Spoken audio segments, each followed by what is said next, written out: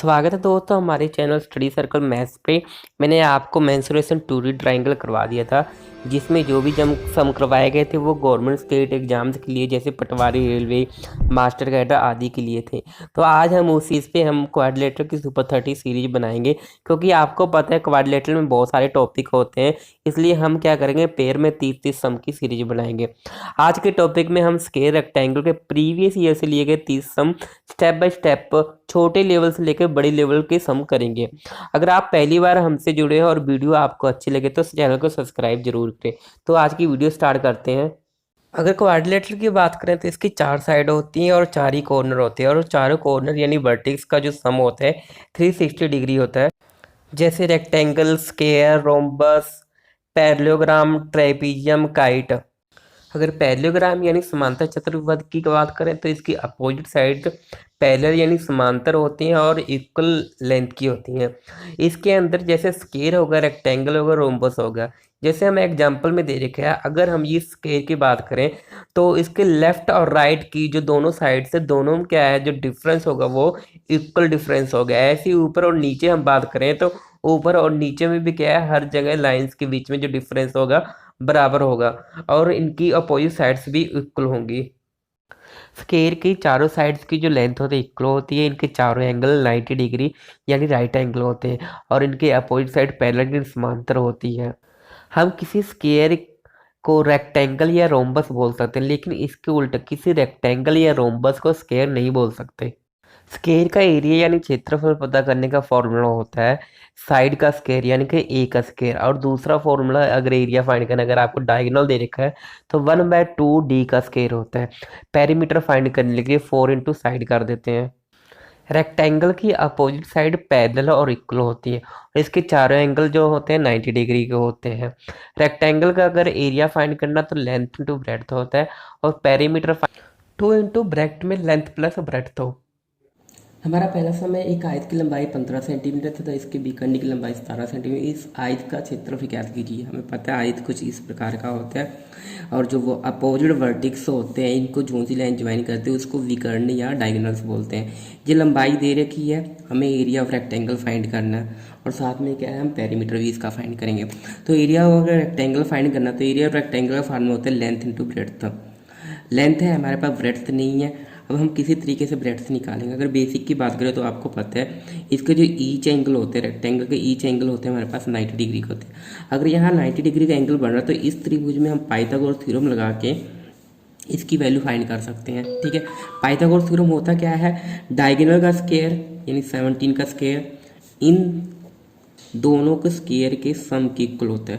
ठीक है, तो 17 का स्क्वायर करोगे 289 आ जाएगा, 15 का 225 आ जाएगा, और एक्स स्क्वायर ऐसे ही रहेगा। तो ये इधर आके जब माइनस हो जाएगा, माइनस करोगे इधर आके तो ये हमारे पास बचेगा 64 एक्स स्क्वायर। X square 64। अब 64 किसका स्क्वायर रूट होता है, ये कैंसिल करने के लिए स्क्वायर कैंसिल करके 8 का, तो एक्स की वैल्यू कितनी आ गई हमारे पास 8।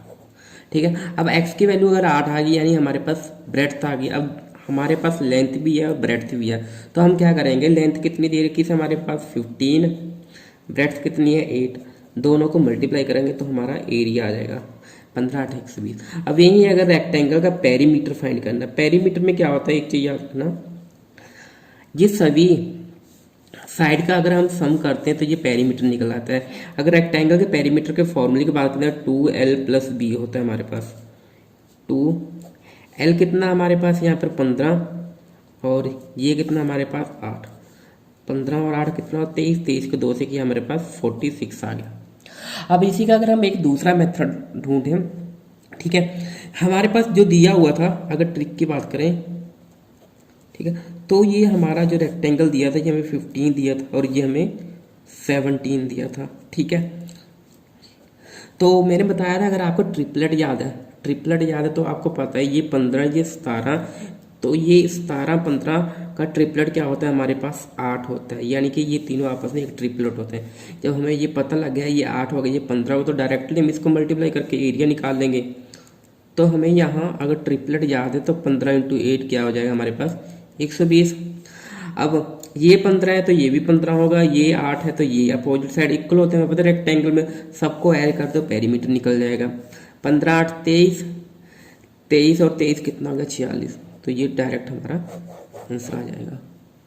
अब नेक्स्ट हमें दे रखे हैं, हमें क्या रखे है, उस वर्ग का क्षेत्रफल याद करें जिसके विकर्ण की लंबाई 6 मीटर है। ठीक है, हमें एक स्क्वायर दे रखा है, स्क्वायर में जो हमारा विकर्ण यानी जो डायगोनल वो कितना दे रखा है 6 दे रखा है, तो इसका एरिया फाइंड करना। तो आपको पता है एरिया ऑफ स्क्वायर या तो होता है हमारा साइड का स्क्वायर, तो हमारे पास ये फॉर्मूला होता है साइड का स्क्वायर।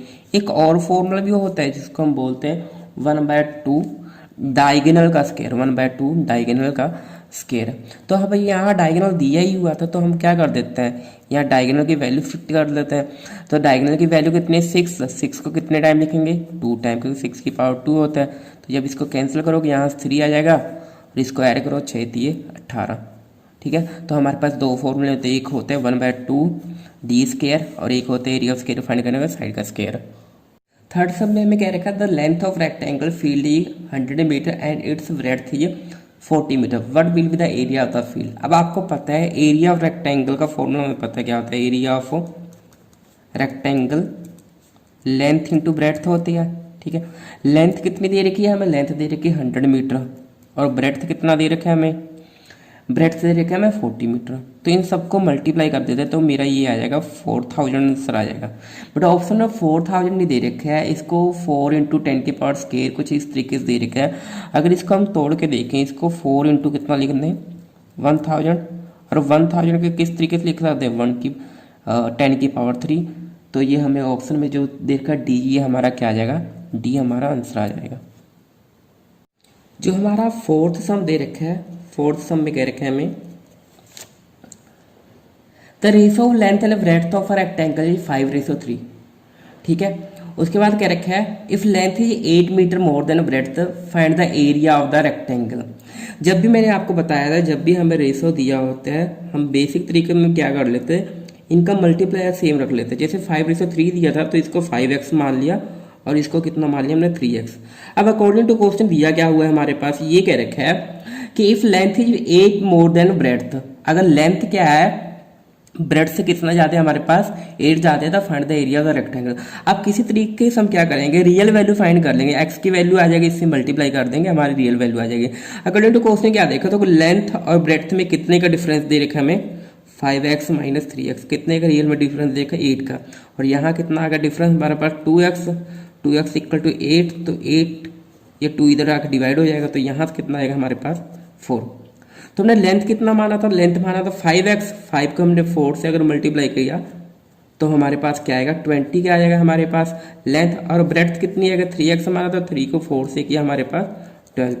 तो हमारा एरिया क्या आ जाएगा, एरिया ऑफ रेक्टेंगल हमें पता है क्या होता है लेंथ इंटू ब्रेड्थ।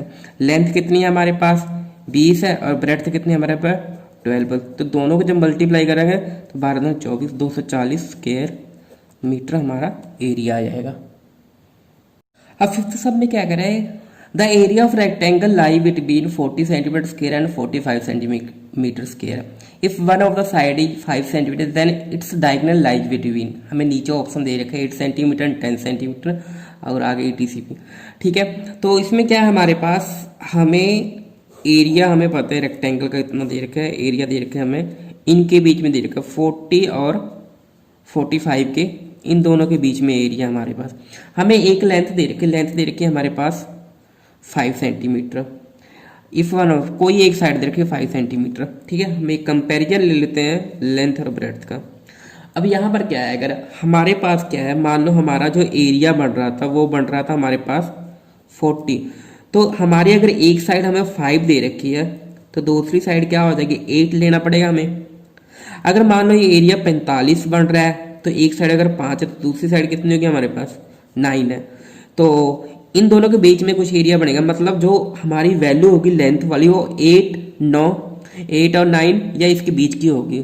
ठीक है, अब या तो ये कितना होगा 8 होगा या कितना होगा ये 9 होगा। अब अगर इसके डायगोनल की बात करेंगे, ठीक है, तो हमारे पास देखो जगह अगर 8 लेकर चलते हैं तो 8 का स्क्वायर प्लस 5 का स्क्वायर 64 प्लस 25, तो ये कितना आएगा हमारे पास 89 आ जाएगा। ठीक है, और अगर हम इसको 9 लेकर चलते हैं तो 9 स्क्वायर प्लस 5 स्क्वायर नीम नीम 81 प्लस 25, तो ये कितना होगा हमारे पास, ये होगा हमारे पास 106।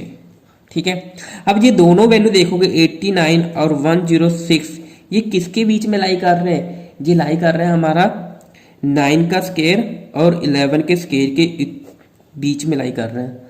तो इस तरीके से हमारा डायगोनल्स कहाँ लाई करेगा, जो हमारा बी ऑप्शन है 9 और 11 के बीच में लाई करेगा, तो ये हमारा क्या हो जाएगा, हमारा ये आंसर आ जाएगा।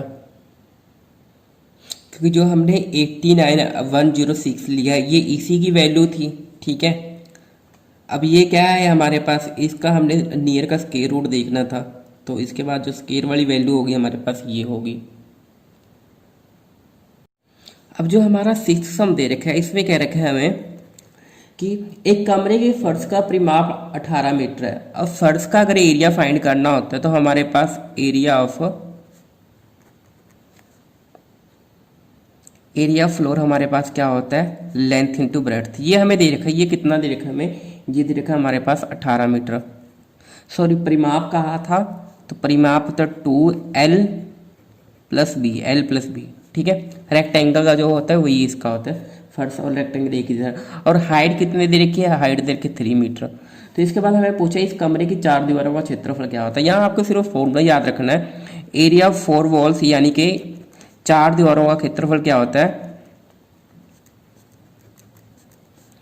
2HL प्लस बी होता है। ठीक है, अब हमें क्या है, हमारे पास H2L प्लस बी, ये वैल्यू हमें दे रखी थी यहाँ पर, ये वैल्यू हमारी यहाँ कितनी दे रखी है 18, तो और H की वैल्यू भी 3 दे रखी है, तो 3 इंटू 18 कितना हो जाएगा हमारे पास 54। तो सिर्फ यहाँ आपको फॉर्मूला याद रखना है, हमको पता है फर्श और रेक्टेंगल एक जैसे होते हैं, तो 2 ब्रैकेट में L प्लस बी ये दे रखा था, ये दे रखा था। एरिया फॉर वॉल्स का फॉर्मूला 2H ब्रैकेट में L प्लस बी, हमने वैल्यू फिल की तो हमारा 84 आंसर आएगा। जो हमारा 7th सम है ये पटवारी के पेपर में आया हुआ है, इसमें ये कह रखे Punjab Patwari, a rectangular mat has an area of 120 metre square and perimeter of 46 metre, the length of diagonal पता करता है। ठीक है, हमें एक रेक्टेंगल मैट दे रखा है, इसका एरिया हमें गिवन है, एरिया हमारे पास 120 दे रखा है। ठीक है, एरिया हमें कितना दे रखा है 120। देखो अगर ट्रिक की बात करो ना, अगर 120 का मैं फैक्टर बनाऊँ या तो 12 इंटू कितना होता है 10, या एक और बना लो 15 इंटू 8 कितना था हमारे पास, ये भी 120 होता है, 12 को 10 से किया 15 से भी ये भी इतना होता है। ठीक है, तो अब हमें एक सेटिस्फाई, अगर 15 को मैंने आज से किया ये होगा। एक और क्लियर हमें देखा पेरीमीटर कितना देखा, पेरीमीटर दे रखा हमें 46 दे रखा है। ठीक है, अगर मैंने लेंथ को 15 माना और ब्रेड्थ को 8 माना तो मल्टीप्लाई करके तो हमारा एरिया आ रहा है। अब हमें ये चेक करना, हमारा पेरीमीटर आ रहा है 46, अगर ये 15 है तो ये भी 15 होगा, अगर ये 8 है तो ये भी 8 होगा। 15 15 30, 8 8 16, 30 में 16 ऐड किया हमारे पास 46, जो कि हमारी कंडीशन को सेटिस्फाई कर रहा है। तो यहाँ से हमें ये पता लगता है जो इसकी लेंथ है वो 15 है और जो इसकी ब्रेड्थ है कितनी 8, और 15 और 8 का ट्रिपलेट क्या होता है, 15 और 8 का ट्रिपलेट होता है हमारे पास 17। क्या आप यहाँ पाइथागोरस थ्योरम लगा के आप 17 निकाल सकते हो। तो इस तरीके से हमें यही पूछ रखा था डायगोनल कितना होगा, तो डायगोनल कितना होगा हमारे पास 17 आंसर आ जाएगा। इसका क्या आंसर आएगा 17, यानी कि हमारा ए आंसर आएगा। इसको हम बेसिक तरीके से करें तो हमारे पास हमें पता है एरिया ऑफ रेक्टेंगल क्या होता है, length into breadth, length into breadth यानी कि L इंटू बी क्या दे रखा है हमारे पास, ये दे रखा है 120। ठीक है, और दूसरा पेरीमीटर का क्या फॉर्मूला होता है, पेरीमीटर ऑफ रेक्टेंगल होता है हमारे पास फॉर्मूला 2L प्लस बी, ये हमें कितना दे रखा है पेरीमीटर 46। तो यहाँ से L प्लस बी की वैल्यू मेरी कितनी आ जाएगी, ये 46, ये 2 इधर से डिवाइड कर देगा 23। अब हमें क्या चाहिए, हमें तो डायगोनल चाहिए, हमें किसी तरीके से इसकी वैल्यू चाहिए। ये देखो ये L का स्क्वायर होगा, ठीक है, प्लस और ये B का स्क्वायर, यानी कि हमें अगर डायगोनल फाइंड करना है तो ये इसका 15 का स्क्वायर और 8 का स्क्वायर। ठीक है, अब हमें पहले नहीं पता ये 15 है और ये 8 है, तो हमें क्या चाहिए, हमें ये लेंथ और ब्रेड्थ का स्क्वायर अगर निकालें किसी तरीके से तो हमारा ये क्या आ जाएगा, डायगोनल आ जाएगा। ठीक है, तो यहाँ हम क्या कर रहे हैं, अब वही चीज़ कर रहे हैं, L प्लस बी का मैं क्या कर रहा हूँ, यहाँ फॉर्मूला लगा रहा हूँ, स्केयरिंग कर रहा हूँ। स्केयरिंग करूँगा तो हमें पता है L square plus B square plus, ठीक है, 2LB होता है। ठीक है। एल प्लस बी कितना है, 23 का स्केयर हो जाएगा हमारे पास, और एल स्केयर हमें एल और बी अभी नहीं पता, ठीक है। तो यहाँ 2L इंटू बी की वैल्यू हमें कितनी दे रखी है, 120। अब यहाँ से आप कैलकुलेशन करनी है, 23 का जो आप स्केयर करोगे तो ये आपके पास होता है 529, ठीक है। ये equal to L square plus B square plus 240, ठीक है। ये 240 इधर आके क्या हो जाएगा, माइनस हो जाएगा। 529 में से अगर ये 240 इधर आके माइनस होगा तो हमारे पास 289 बचेगा, L square plus B square बचेगा। तो हमें पता है अब L square plus B square 289 आ गया हमारे पास। तो ये किसका स्केयर रूट होता है, ये होता है हमारा 17 का स्केयर रूट, ठीक है। तो हमारा क्या आ जाएगा, 17 डायगोनल आंसर आ जाएगा।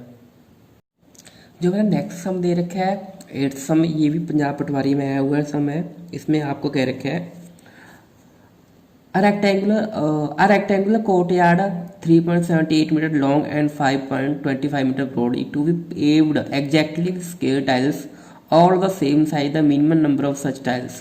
हमें एक दे रखा है रेक्टेंगल कुछ इस तरीके से, ठीक है, और इसकी लेंथ दे रखी है, हमें लेंथ दे रखी है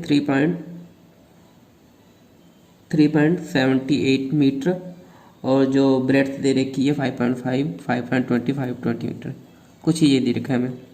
हमें इसमें ये कह रखा है कि इसको हमने टाइल्स से कवर करना है। जो टाइल्स हमारी वो स्केयर सेम साइज के होंगे और स्केयर टाइल्स होंगी, ठीक है। मतलब उसकी लेंथ और ब्रेड्थ क्या इक्वल होना चाहिए। अगर हम इसमें स्केयर में अगर कुछ वो करें, यहाँ पर थोड़ा डायग्राम छोटा, दिक्कत नहीं। यहाँ पर अगर हम स्केल बनाएं तो हमें बड़े से बड़ा कुछ दिखेगा। जब भी आपको लार्जेस्ट दिख रहा है यहाँ पर, ठीक है, या आपको स्केयर टाइल्स कह रखे हैं इसमें, तो और सेम साइज का, तो हमें पहले सबसे पहले क्या करना है, जो हमें वैल्यू दे रखी है उसका HCF निकालना पड़ेगा। इसका HCF क्या होगा हमारे पास, ठीक है। HCF आपका कोई भी तरीका हो सकता है HCF निकालने का, उस तरीके से निकाल देना। एक बार मैं पॉइंट इग्नोर करके चल रहा हूँ, ठीक है। ये हमारा आ जाएगा 528। जी देखो, सबसे पहले हमारा किस पे आ रहा है, 2 के टेबल से जा रहा है हमारा, सॉरी यहाँ पर 5.25 था, ठीक है। तो ये 2 से ये नहीं जा रहा है, ये हमारा जाएगा 3 से जाएगा, क्योंकि मैंने क्या किया 8 7 15 3 18, 5 2 7 5 12, अगर सम 3 के टेबल से जाए तो 3 के टेबल से जाएगा। जब 3 के टेबल से जाओगे तो ये आप यहाँ 126 आएगा, पॉइंट को मैं अभी इग्नोर कर रहा हूँ, ये 175 आएगा। फिर ये हमारा 2 से नहीं दोनों जा रहे हैं, 4 से भी नहीं जाएंगे, 5 से ये जा रहा है, ये नहीं है, 6 से भी जाएगा, 7 से, ये दोनों हमारा 7 से चले जाएंगे। जब 7 से डिवाइड करोगे तो ये हमारा 18 आ जाएगा, और इसको 7 से डिवाइड करोगे तो ये हमारा आएगा 7 दूनी 14, 25, ये हमारा 25। अब आपको पता है HCF कहाँ तक लेके जाते हैं, जब कॉमन आना बंद हो जाते हैं तो हमारा वहीं ख़त्म हो जाता है, और वहाँ क्या निकाल, ये जो हमारी ये कॉमन चीज़ आती है उसको हम क्या बोलते हैं, HCF। तो यहाँ HCF कितना है हमारे पास, 3 × 7 21, यहाँ पॉइंट था 2 डिजिट पीछे, तो हमने 0.21, क्योंकि पीछे 2 डिजिट थे पॉइंट के बाद हमारे पास। तो उसके बाद क्या करना होता है, जो हमारा ये आता है, ये स्केयर है, हमारी एक लेंथ आ गया हमारा पास स्केयर है। तो हम जब भी नंबर ऑफ टाइल्स निकालते हैं तो हम total area length into breadth को किससे डिवाइड कर देते हैं, हमारे पास जो हमारा टाइल्स का एरिया है, टाइल्स की एक साइड तो आ गया हमारे पास, टाइल्स का एरिया क्या हो जाएगा, स्केयर हो जाएगा, एक्स का स्केयर जो भी वैल्यू है इसका स्केयर हो जाएगा। तो इसका मतलब 2 टाइम्स हम डिवाइड कर देंगे। तो याद रखना क्या करना है, जब भी नंबर ऑफ टाइल्स निकालना है तो हमें टोटल एरिया किससे डिवाइड करना है, हमें जो टाइल्स का एरिया होता है, ठीक है। और जब हमें यहाँ कह रखे हैं हमें सेम साइज और स्केयर टाइल्स चाहिए तो हमें पहले HCF निकालना पड़ेगा, क्योंकि हमें टाइल्स की कोई लेंथ नहीं दे रखी, तो इनसे क्या निकालना पड़ेगा, पहले HCF। अब इसको जब आप कैंसिल आउट करोगे तो यहाँ 18 आ जाएगा, और इसको कैंसिल आउट करोगे तो यहाँ आपका 25 आएगा। 18 को आप 25 से मल्टीप्लाई करोगे तो 450 आपके क्या नंबर ऑफ टाइल्स आ जाएंगे। नेक्स्ट सम भी हमारा पंजाब पटवारी में आया हुआ है। इसमें कह रखे हमें the ratio of the area of 2 square, one having double its diagonal than other is, ठीक है। हमें रेशो दे रखा है 2 स्केयर्स का, रेशो देख रहे, स्केयर में ऑल साइड इक्वल होती हैं, ठीक है। 2 स्केयर का हमें रेशो दे रखा है। रेशो किस तरीके से दे रखा है, the ratio of area of 2 square, one having double its diagonal than the other, मतलब अगर एक डायगोनल 2 है तो दूसरी डायगोनल कितनी दे रखी है, इसका डबल यानी 4। तो इसका रेशो दे रखा है हमें। हमें फाइंड क्या करना है, the ratio of the area of two square. हमें एरिया फाइंड करना है दोनों स्केयर्स का। तो हमें पता है इसका फॉर्मूला होता है 1/2 डायगोनल का स्केयर होता है हमारे पास, ठीक है, 1/2 डायगोनल का स्केयर। तो एक काम करते हैं, यहाँ पर हम डी की वैल्यू फिल करते हैं। डी की वैल्यू यहाँ हम कितनी मान के चले थे, 2 मान के चले थे, तो 2 को 2 टाइम लिख देते हैं। इधर हम ये डबल था इसका, तो हम 2 को 4 को 2 टाइम लिख देते हैं। ये कैंसिल हो जाएगा, यहाँ 2 बचेगा और ये कैंसिल होगा, 2 4 को 2 से के 8। आगे भी जब कैंसिल होगा तो 1/4, 2 1 2, 4 2 8। तो 1/4 हमारा क्या आ जाएगा, एरिया का रेशो आ जाएगा। पहले और दूसरे स्केयर के एरिया का रेशो कितना आएगा, 1/4। जो हमारा नेक्स्ट सम 10th नंबर 10 है, जो हमारा पंजाब पटवारी में आया था, इसमें क्या रखा था, the diagonal of quadrilateral shaped field is 24 metre and the perpendicular dropped on it from the remaining opposite vertex are 8 metre and 13। Find the area of the field. हमें क्या है, एक हमें क्वाड्रिलेटरल दे रखा है, ठीक है, क्वाड्रिलेटरल में क्या दे रखा है, हमें ये डायगोनल दे रखा है, डायगोनल दे रखी है हमें 24 मीटर, ठीक है। उसके बाद क्या रखा है, अगर दोनों अपोजिट वर्टेक्स से हम एक परपेंडिकुलर ड्रॉ करें, एक की लेंथ दे रखी है हमें कितनी, एक की लेंथ दे रखी है हमें 18 और दूसरे परपेंडिकुलर की लेंथ दे रखी है हमें 13, ठीक है, एक की 8 दे रखी है, ठीक। तो हमें क्या है, इस पूरी का क्या फाइंड करना है, हमने पूरी का एरिया फाइंड करना है। तो आपको पता है यहाँ 2 ट्राइंगल बन रही हैं, हमें इस ट्राइंगल का बेस भी दे रखा है और हाइट भी दे रखी है। इसी तरीके से ऊपर वाले ट्राइंगल का बेस भी दे रखा है और हाइट भी दे रखी है। अगर दोनों ट्राइंगल्स का एरिया फाइंड करके ऐड कर दे तो हमारे पास क्या है, इस पूरी का क्या आ जाएगा, हमारे पास एरिया आ जाएगा। तो आपको पता है, अब पिछली जो वीडियो थी उसमें बता रखे थे हमने, एरिया ऑफ ट्राइंगल क्या आता है, 1/2 बेस इंटू हाइट होती है। बेस इंटू क्या होती है हमारे पास, हाइट। अब यहाँ पर हमारे पास क्या है, 2 ट्राइंगल्स बढ़ रही हैं, तो दोनों को क्या कर देता हूँ मैं, ऐड कर देता हूँ, ठीक है। तो 1/2, पहले का बेस कितना है, ऊपर वाली ट्राइंगल लेता हूँ 8 और बेस कितना है 24 और हाइट कितनी है हमारे पास 8। ऐसी दूसरे का बेस देखो, बेस तो कॉमन है 24, हाइट कितनी है हमारे पास 13 है, ठीक है। तो आपके आगे कैलकुलेशन है, इसको मैंने यहाँ कैंसिल किया तो 12 8 96, 12 8 96, और यहाँ जब इसको कैंसिल करूँगा तो यहाँ कितना का 12, तो 12 3 36, 6 12 1 12, 12 3 15। अब इन दोनों को ऐड कर देते हैं, 6 6 12, 9 5 14 1 15, ठीक है। तो हासिल कितना हमारे पास 1 1 1 2। तो ये हमारे पास क्या है, मीटर में है, तो मीटर स्क्वायर हमारे पास, यानी कि सी आंसर आ जाएगा।